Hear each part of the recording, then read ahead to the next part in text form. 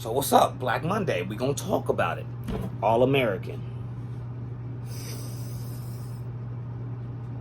I think this is the biggest L Spencer took, y'all. He took a major L. I didn't think it was gonna happen like that. But alright, this is how we start out. We start off by pulling up to Vegas with JJ. I hope JJ gets a storyline. Please, somebody talk to them about JJ getting a storyline. I understand he's the party guy, but why? Is he the party guy because being home isn't so great, or is he always home alone? Like, I don't know. I like JJ. I wish he had more depth and more story.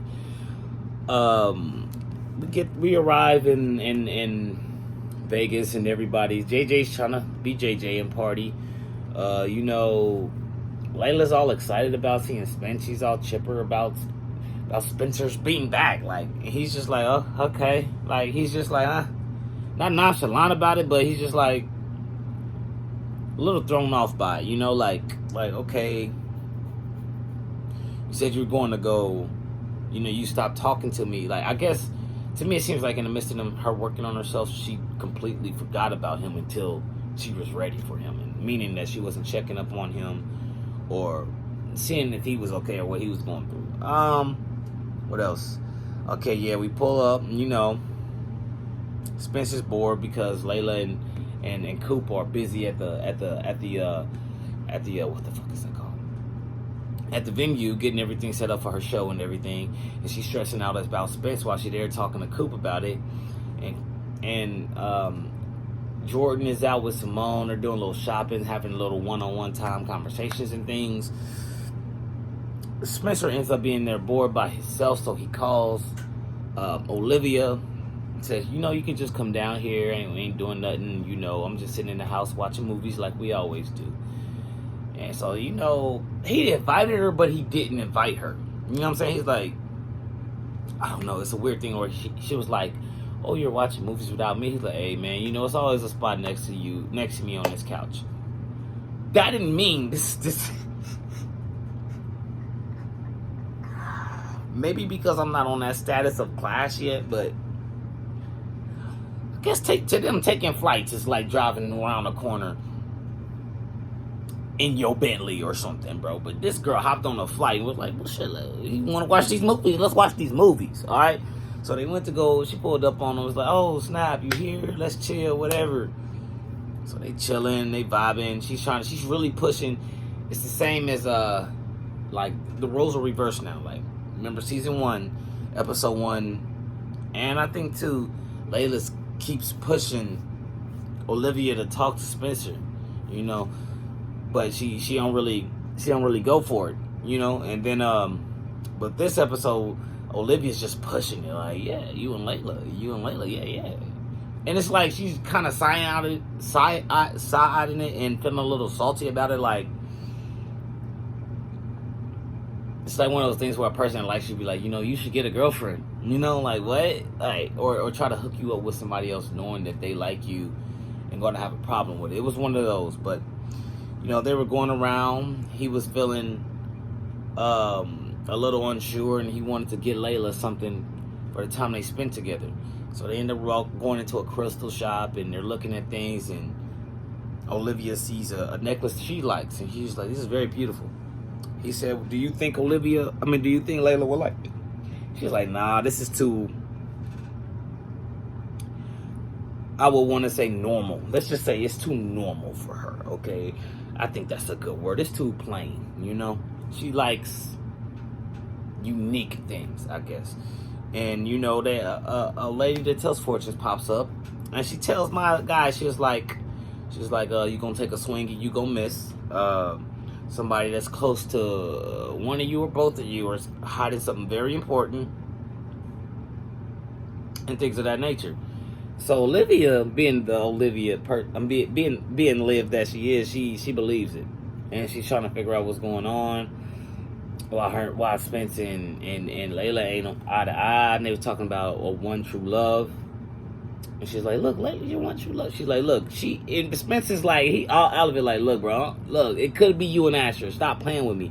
Like, I'm not sure on anything, but you forcing it right now, and it's kind of making me take 5 steps back instead of 2. And they get to the point to where she sees Jordan's bag and she goes in it and she sees that they have a marriage license. Come to find out, Jordan and Simone married. So this whole season, these two been married and nobody knew about it. Okay. So that's why that's why Jordan is so devoted and committed to her. I'm not saying that he wouldn't be as a boyfriend, but I'm saying that's why he's driving to the foster parents' house, trying to, he's always trying to make sure she alright. And it's not just because that's his girlfriend, he loves her, but that's also his wife. That's the woman he wants to spend the rest of his life with. So yeah, so him learning the episode we had two weeks ago, where him learning about letting her be on her own, letting her breathe and realize her own strengths and stuff. I see that now. He's being overprotective because this is what he wants for the rest of his life. I see that. I actually liked it. I mean, I didn't like the part that she was already pregnant, but it was a nice little setup. He found somebody he loved, he really cared about. He's like, skip everybody else. Our mama didn't get it right. Smith's mom and dad didn't get it right. I'm trying to think, did anybody in this show get it right? Coop and her mom and her dad. Coop's mom and dad got it right for the most part with staying together. For staying together. That's what I'm talking about. I think they still together. Yeah. But so they wanted Olivia and Spence to come, but they had their own thoughts on it. Eventually they came. And what I loved about this scene is really dope, bro. Like, to see two people who have a similar bond but different in certain circumstances bring each other closer together. Like Jordan and Simone brought Spencer closer to Olivia. While they're saying their vows in things, they are realizing how much they care about each other. I said this in season 1. He should have been with Layla. He should have been with Olivia instead of Layla. They just click more. Olivia is more perceptive and aware when something's wrong. Like if Olivia cares about you, she's gonna notice something wrong with you. If you up or down, not feeling well, not eating right, I'm really glad her mama was on that a week or two ago. And Spence is the same way. Like if he noticed something wrong with you, he ain't gonna stop until you feel better. And that's something that they have together. With Layla, when something is wrong, she just shuts down. She don't want to talk about it until something even worse happens. If that makes sense. She's not a bad person for that. It's just that she has, I think, depression or bipolar. I forgot what they said it was, and she needs someone that knows how to handle that. Keep in mind, these guys are still in high school, so it's a lot to handle for everyone. So all that's going on. He came out the gate, was like, look, Liv, it's what it is, bro. I love you. I want to be with you. What's up? Skip Asher, skip. I'm single right now. What's up? And she was just like, nah. He left her a very detailed message while she left the hotel. And it just said, please don't leave things like this. I really care about you. We've been through a lot together. And she still got on the plane to go see Asher.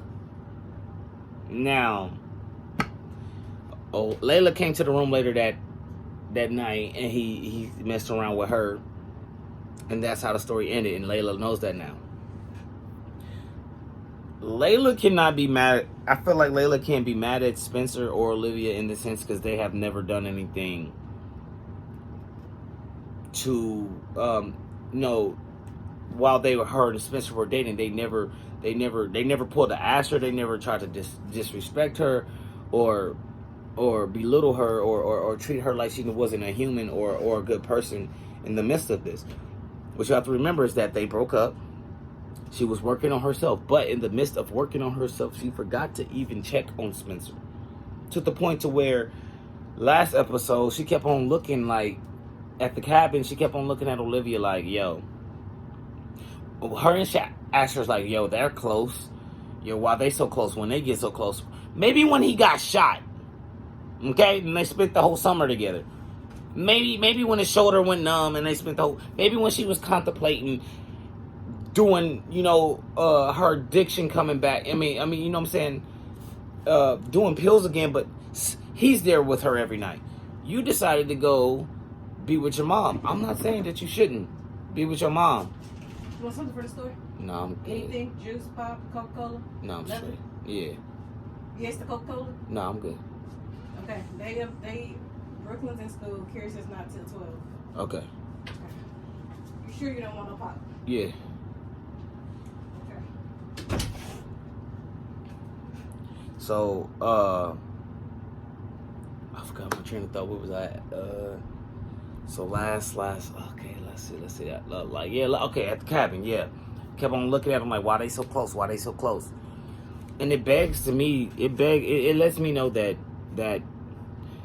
they're not close. And what I mean by they're not close is that, like, when Asher and Layla were together, they weren't close, in my opinion. You know what I'm saying? She couldn't even deal with his lying. Asher and Olivia's together, they're not close. She's basically picking up the pieces for him. Like, they're, you know what I'm saying? There's never an even balance. With them, there's an even balance. You know, they're there for each other. And I think, I can't wait for them to get together. I've been waiting on this since season 1. I'm excited, y'all. I'm excited. I can't help it. I see a good couple. I can't help it. And did they recast Layla's dad? Did they try to do that without us noticing? What's going on? And why is Black Lightning not getting any promotion, bro? I at least want to know what's going on next week. I'm all over the place today, but it's just like, it was Black Monday. It was a little hype last, you know, a little hype last night. I was a little energetic, you know, and it was a good episode. We didn't get no Asher. We didn't get no, we didn't get no Billy. Or did we? Was that this week? Yeah. Billy was working on a garbage disposal. No, that was last week. I'm sorry, y'all. I'm out of here. We didn't get no Parents, no Grace, no nothing. Huh? I hope to see more from GW. I hope he fixes his attitude. You know, I think that it's a great view on things, because, you know, he there's a reason why he doesn't like her, and why he feel like his family shouldn't be with her.